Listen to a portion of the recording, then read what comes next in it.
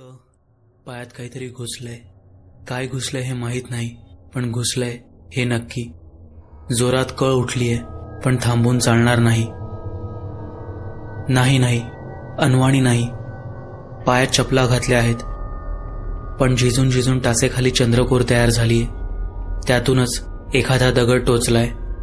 पण ओरडूनही चालणार नाही आणि बोलूनही. जे बोलायचंय ते मनातल्या मनातच. रस्ता खूपच सुनसान आहे. रस्ता कसला आणि सुनसान तरी कसला. शेतातील ऊस वाहतूक करणाऱ्या ट्रॅक्टर बैलगाड्यांनी ये जा करून तयार झालेला कच्चा रस्ता. चिखलात रुतलेल्या चाकांनी दबलेली जमीन आणि मध्ये उगवलेले खुरटे गवत. एरवी दिवसा इकडे नदीला कपडे धुण्यासाठी जाणाऱ्या महिला आणि शेतात काम करणाऱ्या काही लोकांव्यतिरिक्त कोणी फिरकतही नाही. तर एवढ्या रात्री इथं कोण येईल. तशी रात्र पण बरीच झाली आहे. म्हणजे घरातून बाहेर पडलो तेव्हा 11 वाजून गेले होते. त्यातच हे पावसाचे दिवस. हातामध्ये पिशवीचे बंद घट्ट पकडलेत आणि त्याच हातात मोबाईलची टॉर्च लावलीय. त्याच्या पांढऱ्या बल्बच्या प्रकाशात वाट गवसते. मघापासून मुख्य रस्त्यावर होतो तेव्हा काही वाटलं नाही, पण आता थोडी भीती वाटते.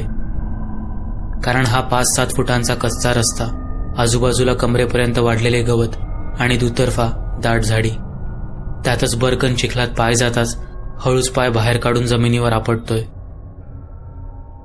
मंद वारा सुटलाय.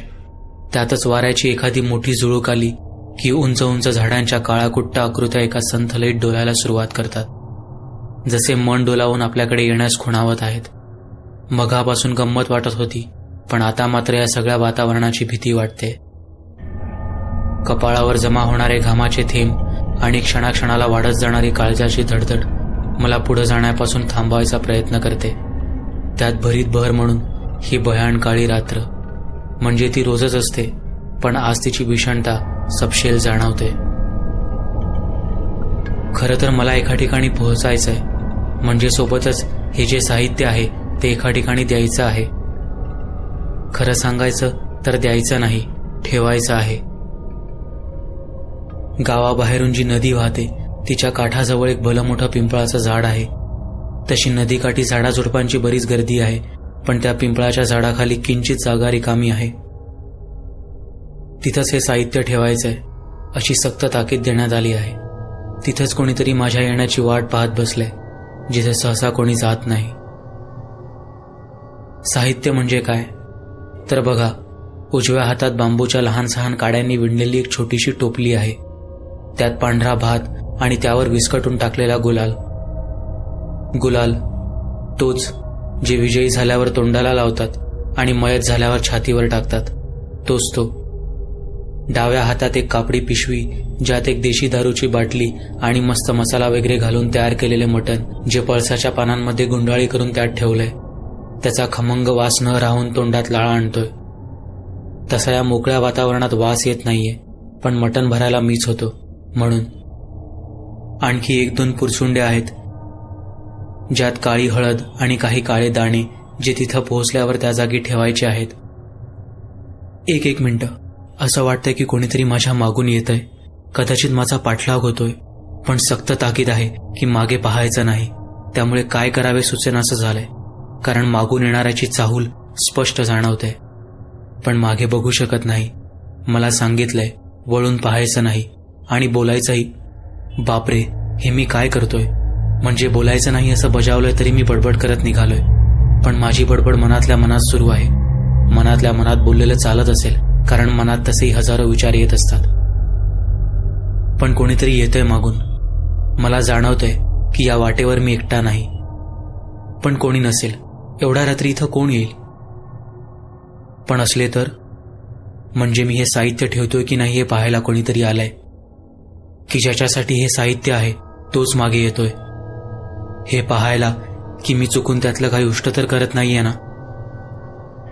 असो, काहीही असो, मला माझं काम संपवून परत जायचंय, कारण मलाही खूप भूक लागलीय. आता मी हे काय आणि का घेऊन निघालोय हा प्रश्न पडला असेल ना. सांगतो. त्याचं असं झालं, मागच्या 1-2 आठवड्यात, म्हणजे गणेश चतुर्थी आधी, शेजारची छोटी मुलं आपापल्या आईसोबत नदीला आली होती. आता सर्व महिला कपडे धुण्यात मग्न होत्या, तर मुलं लपंडाव खेळत होती. त्यातच मखदुमांची छोटी प्रांजल तीही होती. बराच वेळ झाला पण कुठं दिसत नव्हती. सर्वांना वाटलं मुलं घरी गेलीत, तीही गेली असेल, पण ती गायबच होती. साऱ्या महिला धुणं आवरून घरी आल्या, पण पोरगी कुठंच दिसेना. मग काय, बोंबाबोंब. इकडं तिकडं शोधाशोध झाली, पण काही सुगावा लागेना. त्यात चौगल्यांचा छोटा निक्कू म्हणजे निखिल. तो म्हणाला नदीजवळ खेळताना लपून बसली ती, परत दिसलीच नाही. मग काय, सायंकाळी 6ला सर्वच नदीकाठी. ती सापडली, पण बेशुद्ध, त्याच पिंपळाखाली. घरी आणली, बेडवर शांत पडून होती. तिच्या आजोबांनी तोंडावर पाणी मारलं तशी शुद्धीवर आली. मी बाजूलाच उभा होतो. तिने खाडकन डोळे उघडले तर ते रक्तासारखे लालबुंद झाले होते. झटकन उठून बसली आणि आपली नजर तिथं जमलेल्या प्रत्येकावर रोखून धरू लागली. चेहऱ्यावर विस्कटलेले केस आणि रक्ताळलेले डोळे. ती 7-8 वर्षाची निरागस मुलगी, पण काळजाचा थरकाप उडवणारी रखरखती नजर. घर करणारा श्वास आणि बिछानाला घट्ट पकडून प्रत्येकाला भुकेला वाघिणीसारखी पाहत होती. माझ्या अंगावर सरसरून काटा आला. बघा, अजूनही आठवलं तरी काटा येतोय. तिला असं पाहून सगळ्यांनी ओळखले की काहीतरी वेगळं आहे. आम्ही तिथून बाहेर पडलो आणि 4 दिवस सायंकाळची कट्ट्यावर हीच चर्चा रंगली. 8 दिवस असेच गेले. त्या रात्री मंडळाचे सर्व कार्यकर्ते गणपतीचे स्टेज घालत होते. 11 वाजले असतील.